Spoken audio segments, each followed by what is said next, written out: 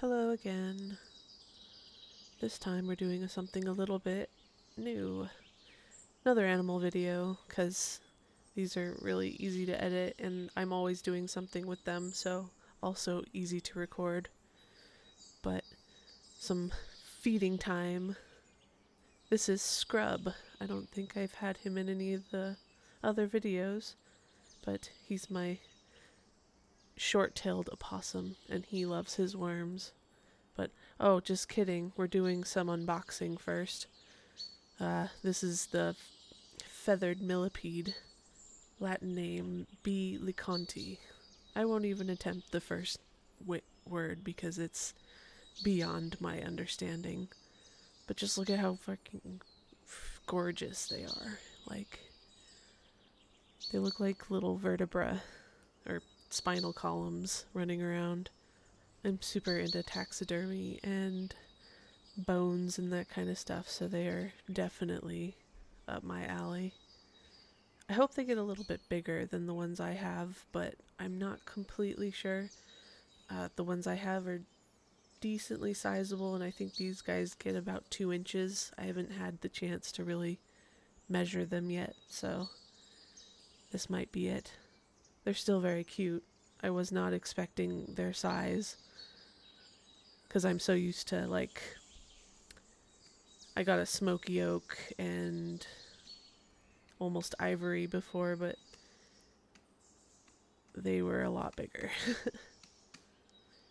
And then here's my new culture of dairy cow from isopod.com. My last culture just mysteriously passed away. I'm feeling like it might have been mites, but I don't know. I was really paying attention to the dairy cows because they were one of my favorites.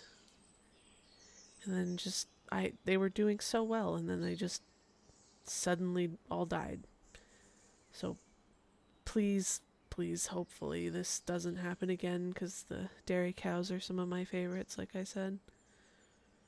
They're so lively, and I really enjoy them. The ones I got from isopod.com are slightly orange. It's probably from the gut loading or something. Like, I just have never seen... My dairy cows were never that color.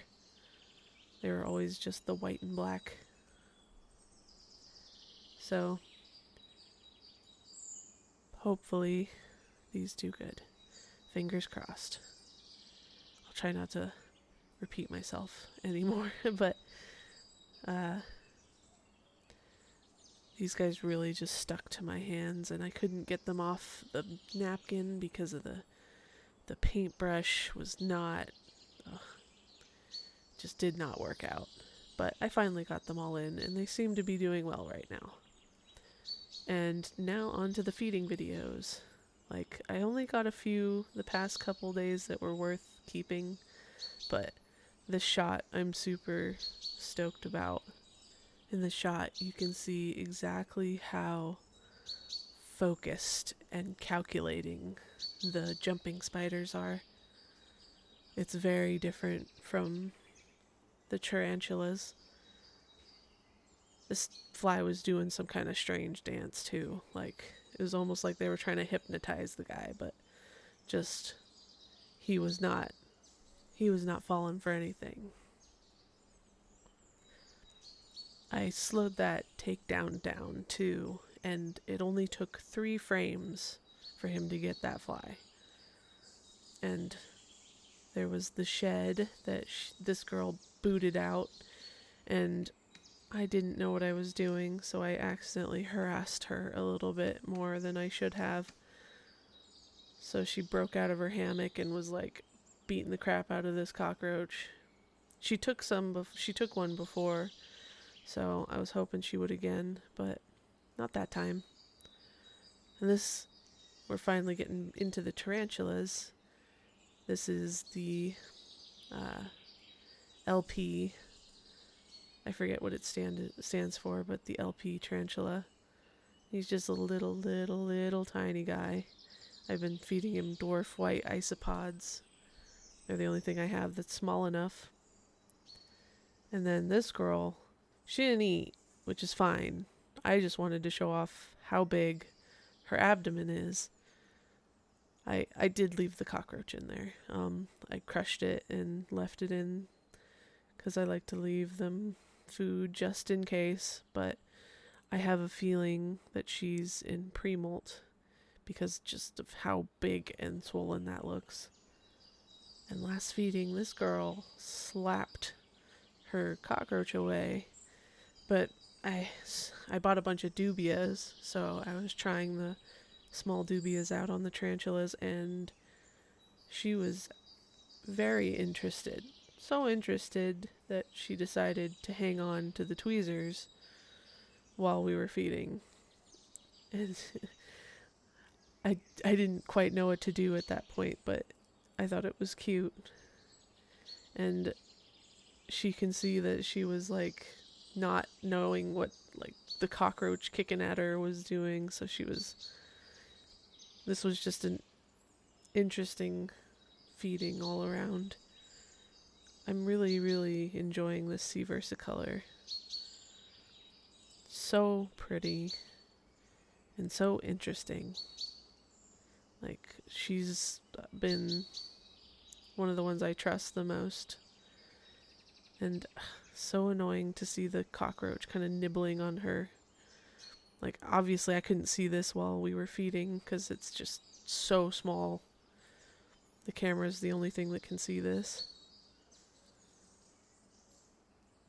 But she ended up doing a happy dance after this, so she was happy with it. With all the previous red runners, she had just kind of left them in her webbing and ignored them. She did eat them eventually. Here's my GBB, who I've had the coolest takedown, but of course it was a day that I was not recording.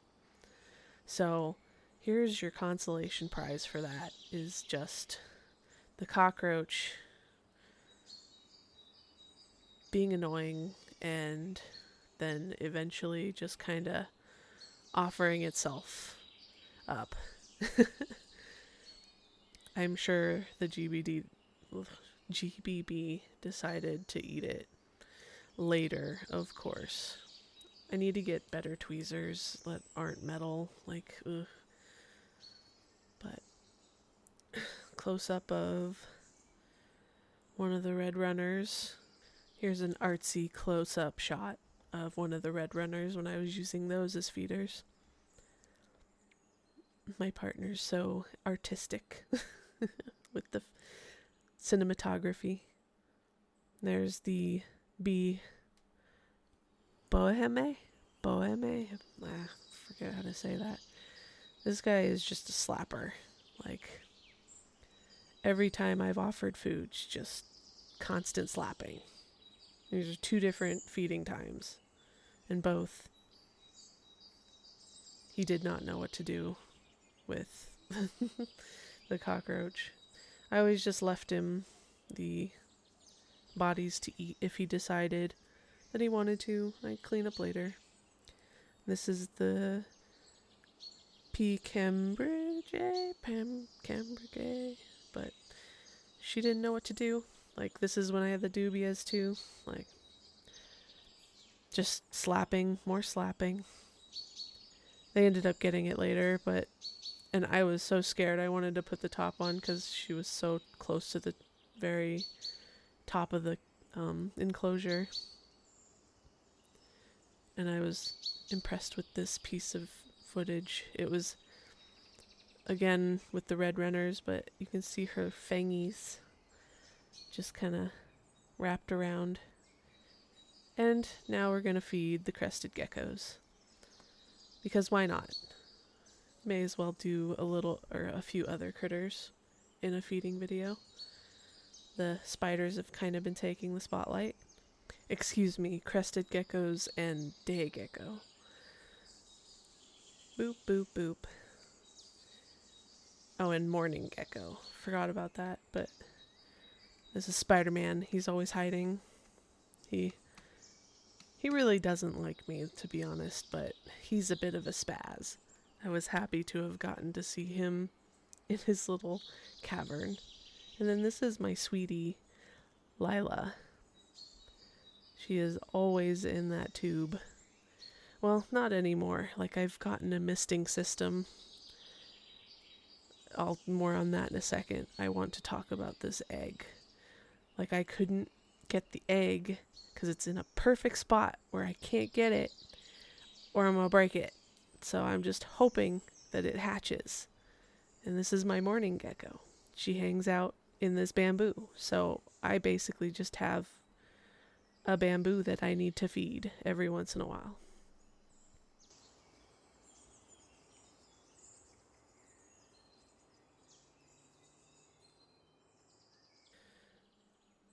This is Bert, my frog. He's a barking tree frog. I would like to get him a friend. If anyone knows anyone who has barking tree frogs. Preferably captive bred. Captive bred. Ugh. And this is something that I love about Lila. Like, she will come for dinner. If she sees me do this, she will... Sometimes she even runs out and just goes straight to it if she sees me tapping up there. Today she didn't decide to do that, but I thought I'd try. And then just put everyone else's stuff away because no one else is that friendly. Except for Edward. He lets me kind of get really close and pick him up and do that. But this is getting to the end of the video. This scrub getting his worms. Super worms are his favorite. But he often gets hornworms. Actually, hornworms are his favorite. But super worms are the favorite of what he gets regularly. He also gets dubias, the red runners, waxworms. Like, he gets some chicken every once in a while. Very rarely. He mostly gets kibble, but... Well, not mostly. He gets kibble. And then I give him worms every day. Like, he loves that time of day. This is the only time he'll let me handle him. But hey, thanks for watching. Like and subscribe if you'd like to. Let me know if you want to see more. Bye-bye.